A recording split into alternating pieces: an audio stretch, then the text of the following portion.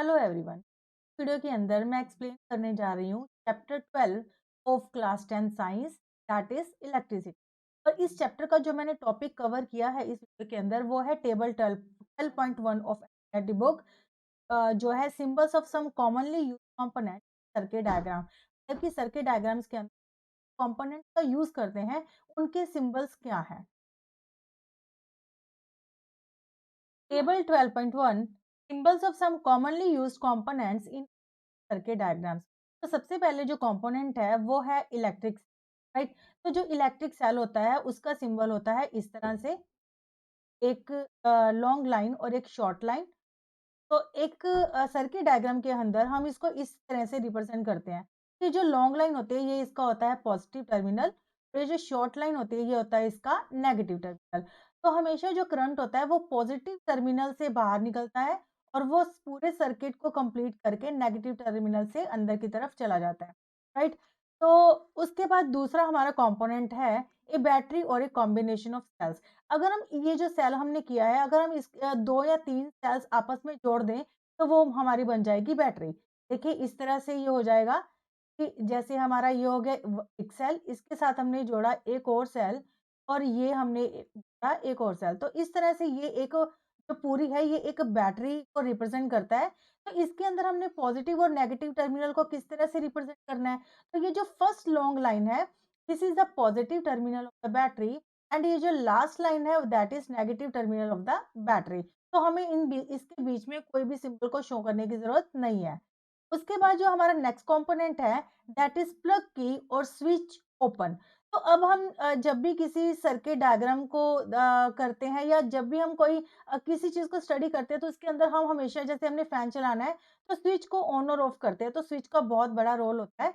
तो हम जो एक सर्किट डायग्राम के अंदर स्विच को जो रिप्रेजेंट करते हैं वो हम करते हैं इस तरह से, right.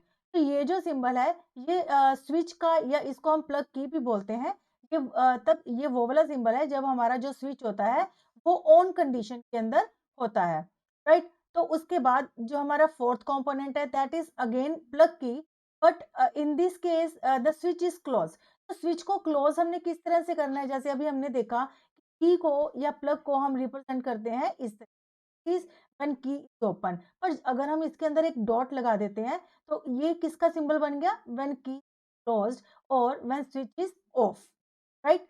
Now the next is a wire joint. अब हम किसी भी इलेक्ट्रिक सर्किट को बनाते समय हमें कई बार उसके अंदर जॉइंट्स भी लगाने पड़ते हैं।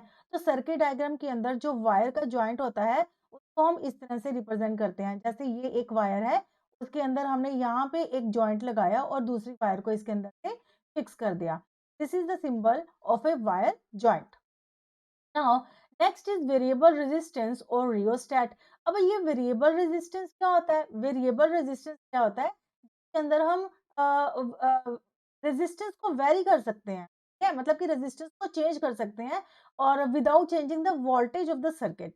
इसको रिप्रेजेंट किस तरह से करना है, तो सबसे पहले ये जो सिंबल होता है दिस रेजिस्टेंस, ठीक है। तो इसके अंदर अगर हम इस तरह से लगा देते हैं तो this the symbol of variable resistance. इसको हम एक तरह से और भी शो कर सकते हैं, जैसे हमारा ये एक रेजिस्टेंस का सिंबल है, तो इसके अंदर ऊपर हमने ये क्रॉस लगा दिया, तो इसका मतलब है कि जो इसकी रेजिस्टेंस है वो वेरिएबल है, मतलब कि इसके अंदर हम वैल्यू को चेंज कर सकते हैं without changing the value of voltage, right. Now the next is electric bulb. तो ये इसका तो बहुत बड़ा रोल होता है किसी सर्किट डायग्राम के अंदर। तो ज्यादातर इलेक्ट्रिक सर्किट के अंदर जो इलेक्ट्रिक बल्ब होता है उसको हम रिप्रेजेंट करते हैं इस तरह से।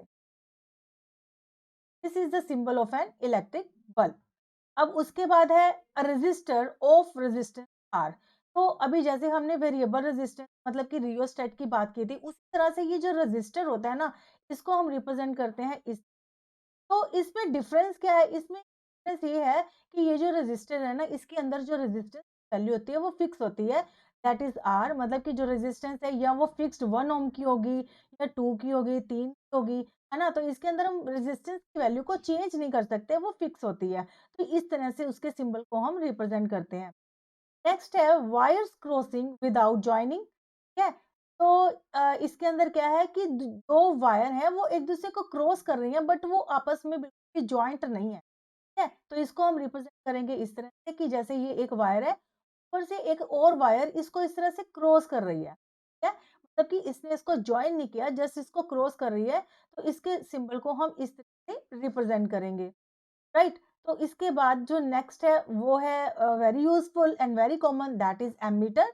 अब जो एमीटर होता है वो होता क्या है? सबसे पहले हम इसकी रिप्रेजेंटेशन देखते हैं।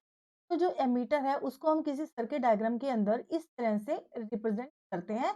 तो इसको हमने पॉजिटिव टर्मिनल बैटरी के साथ जोड़ना होता है और इधर हमने negative terminal of the battery के साथ इसको जॉइन करना होता है। अब एमीटर करता क्या है? एमीटर किसी भी इलेक्ट्रिक सर्किट के अंदर करंट की वैल्यू को मेजर करता है, right? Now the next and the last is voltmeter. अब वोल्टमीटर क्या है? वोल्टमीटर का सिंबल भी जस्ट सिंपल सा ही है, एक सर्कल डाला और उसके अंदर हमने वी लिख दिया, this the symbol of A voltmeter in an electric circuit. Again the positive terminal, मतलब कि इस साइड को हमने बैटरी के पॉजिटिव टर्मिनल के साथ ज्वाइन करना है और इसको हमने बैटरी के नेगेटिव टर्मिनल के साथ ज्वाइन करना है। क्या तो वोल्टमीटर का रोल क्या है, क्या करता है? ये किसी सर्किट के अंदर वोल्टेज की वैल्यू को मेजर करता है। तो ये तो थे हमारे सारे कंपोनेंट जिनका हम यूज करते हैं किसी इलेक्ट्रिक सर्किट के अंदर। तो होप आपको सारा ये क्लियर हो गया होगा। प्लीज इसको अच्छे से देखिएगा ताकि आपको सारे सर्किट डायग्राम्स जो कि हम चैप्टर के अंदर करने जा रहे हैं वो अच्छे से क्लियर हो जाए। Thank you so much.